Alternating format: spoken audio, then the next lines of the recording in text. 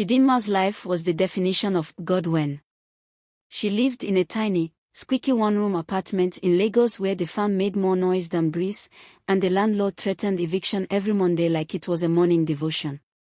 Despite her struggles, Chidinma was known for her kind heart and dangerously broke pocket. One sunny Wednesday, when NEPA had taken light again, she decided to go out to the market. Not to buy food, no, food had become a luxury. She was going to price tomatoes just to feel among. On her way, she saw an old woman by the roadside, struggling with a basket of plantains bigger than her future. "Grandma, you won't kill yourself. Drop this thing no," Chidinma said, laughing, wiping sweat off her forehead with her N200 scarf. The old woman smiled weakly. Her wrapper looked older than Nigeria's independence, and her slippers were holding on by faith and pure determination. "I dey go small distance," the woman replied, clearly struggling. Chidinma, despite her own wahala, carried the basket. The thing was so heavy, her ancestors started protesting in her backbone. But pride wouldn't allow her drop it.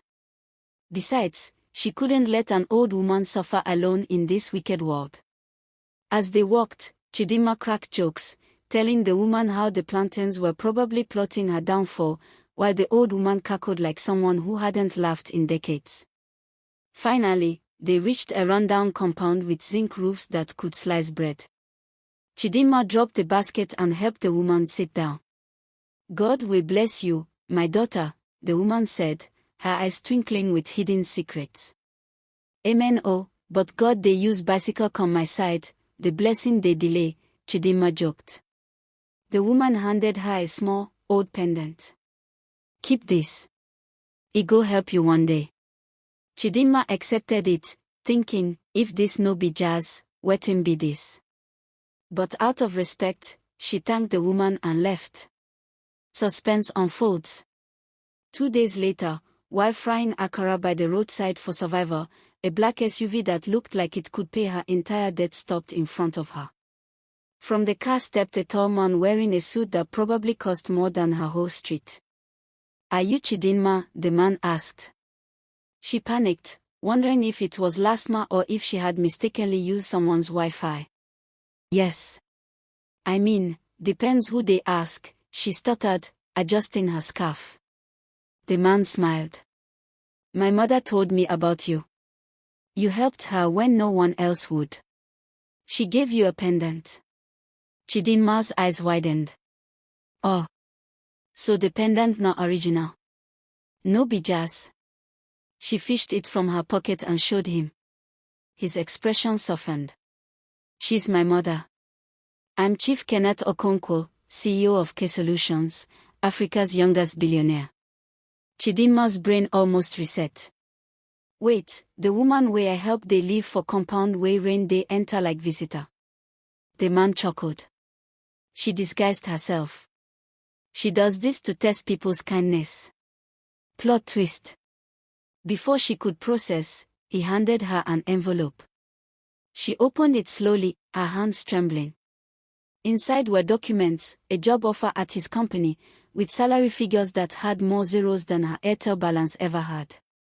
"Is this a prank?" she whispered, looking for hidden cameras. The man laughed. "You passed the test. My mother said you're the kind of person we need. Hardworking, selfless, funny, broke, but that's about to change." Chidinma screamed, fainted, and woke up smiling, realizing it wasn't a dream. Chidinma regained consciousness with a mixture of embarrassment and hope. The billionaire's assistant was fanning her with a brochure that smelled richer than her entire wardrobe.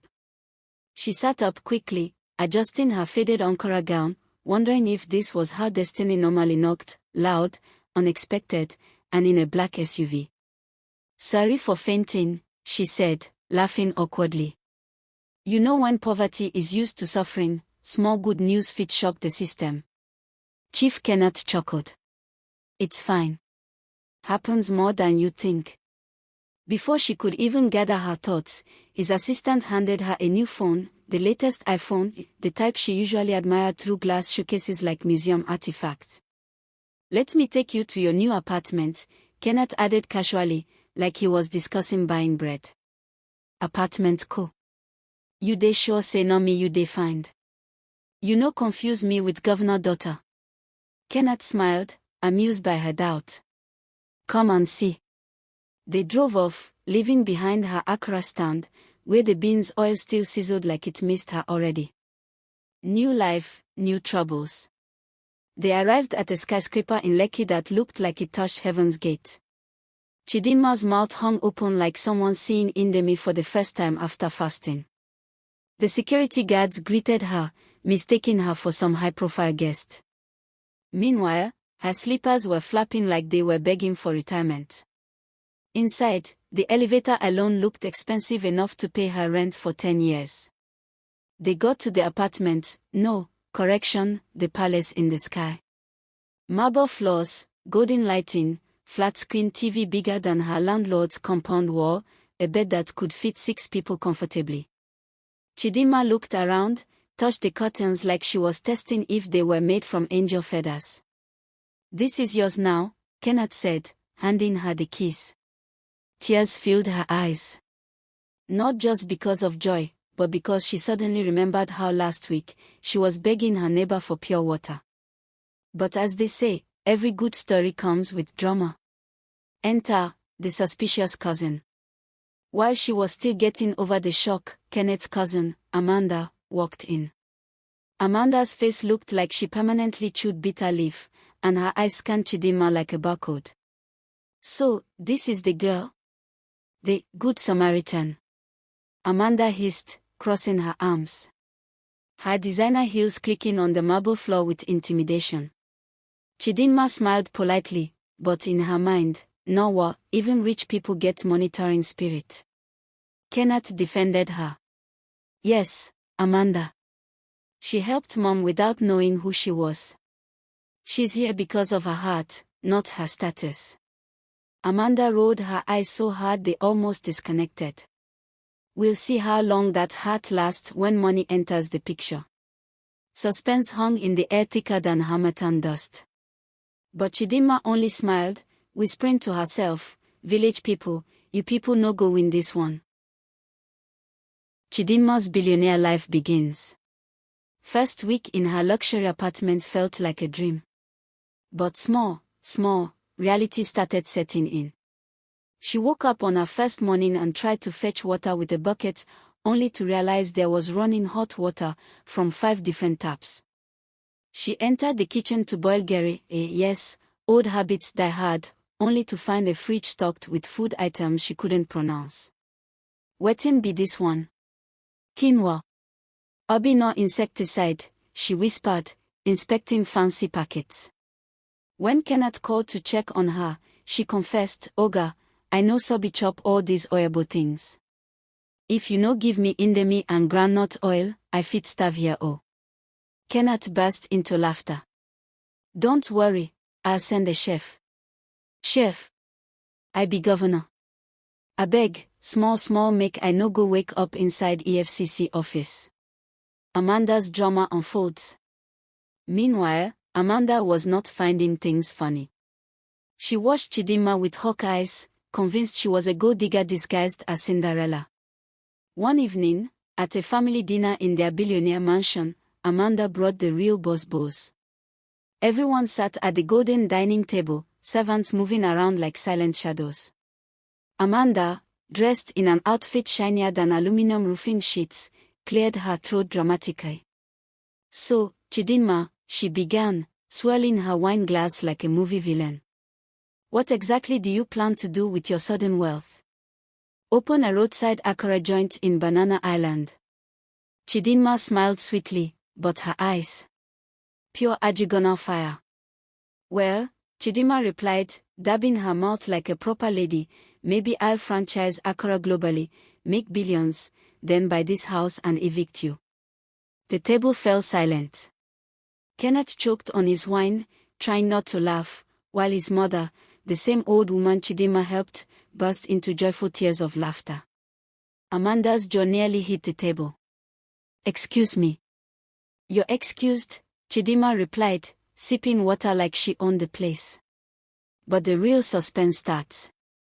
Later that night, Chidinma overheard a heated conversation between Amanda and a strange man on the phone. "All I'm saying is, that girl's presence is ruining everything. Mom likes her, cannot trust her. We need to find dirt on her, or create it. Create dirt." Chidinma's ears perked up like DSTV antenna. She tiptoed back to her room, thinking, it'd be like say village people they apply for internship inside Amanda's head. She knew she had to stay sharp. Wealth came with wahala. And jealousy. They fly for rich people house like mosquito. Meanwhile, Chidinma's new life upgrade. Despite the tension, her life kept leveling up. Personal stylist arrived to upgrade her wardrobe. Driver assigned to her, with a car that had AC cooler than Canadian winter. Kenneth arranged business training for her, saying, "I'm not just handing you money, I'm handing you skills." But deep down, Chidinma remained herself. She still danced tango in the bathroom. She still priced tomatoes in the market, though now with bodyguards lurking nearby. But the question remains. What secret plan is Amanda cooking? Will Chidinma survive rich people drama? Or will her street smart and pure heart expose every evil plot? Days passed, but Amanda's hatred brewed like overcooked egusi soup. She couldn't accept that a broke girl from the trenches was now her family's favorite. So, Amanda hired a private investigator to dig up dirt on Chidinma. But the only thing they found: Chidinma's suffering. Pictures of her sleeping on foam with springs poking out, carrying heavy water gallons, frying akara at the roadside, and dodging area boys in Ojulegba. The PI reported, "Madam, she clean all. The only crime she commit no poverty." Amanda hissed. "If I can't find scandal, I'll create one." Romantic twist, Kenneth and Chidinma's chemistry. Meanwhile, Kenneth and Chidinma were getting close. They went to business seminars together, laughed over suya at midnight, and bonded over their mutual love for planting, especially burnt edges, because life must balance. One evening, while watching the Lagos sunset from his penthouse balcony, Kenneth asked softly, "Chidinma, where have you been all my life?" Chidinma laughed, struggling, frying akara, and praying God go remember me. Their eyes locked. Sparks flew. They leaned in slowly, lips almost meeting. Bam! Amanda barged in, holding a file. "Sorry to interrupt your low-budget romance, but Chidinma," explained this. She threw photos on the table, photoshopped images of Chidinma supposedly stealing from Kenneth's company. Chidinma's eyes widened. "This not pure editing. My head no big like that for real life." But Kenneth's face darkened with doubt. "Amanda, where did you get this?" Amanda smiled wickedly. "From reliable sources." Kenneth looked at Chidinma, conflicted. The room grew tense. Chidinma's heart pounded like church drums. Sad but interesting ending. The next day, news broke. Billionaire CEO's new girl caught in fraud scandal. Social media exploded. Bloggers dragged Chidinma, twisting stories. Her name trended, #Akara Queen Scammer. Paparazzi chased her. People who once hailed her now mocked her. Amanda smiled triumphantly. But Kenneth. His heart broke. Though deep down, he doubted the story, pressure from board members and investors mounted. For peace, he distanced himself from Chidinma. Chidinma, carrying only her old pendant, the one the billionaire's mother gave her, stood outside her old apartment. Back to square one. But her eyes, full of strength. She whispered, "They can take the money, the fame, the fake friends, but they can't take my dignity." The old woman, the billionaire's mother, appeared suddenly, holding her hand. "My son will realize the truth," she said softly. "But until then, be proud you stayed real." Chidinma smiled faintly, tears glistening. She walked away, back to her simple life, but with her head held high. 3 months later, the truth finally burst out like Akara oil popping from the pan. The private investigator, feeling guilty, exposed Amanda's lies. The photos were fake, the whole scandal, cooked. Kenneth searched everywhere for Chidinma, only to find out she had moved on. She landed a top job at Diamond Core International, one of Nigeria's biggest firms, thanks to her skills and the old woman's secret connections. Her new title: Operations Manager. Her first day at work: glorious. Guess who walked in as her direct subordinate? Amanda. Chidinma crossed her legs, adjusted her chair, smiled sweetly. Good morning, Assistant Amanda, kindly fetch me the project files.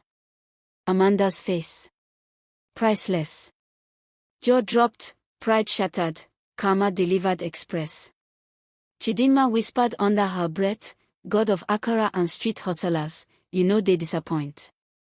Kenneth eventually apologized, begged for her love back, but Chidinma, she made him sweat small, before forgiving him. The end.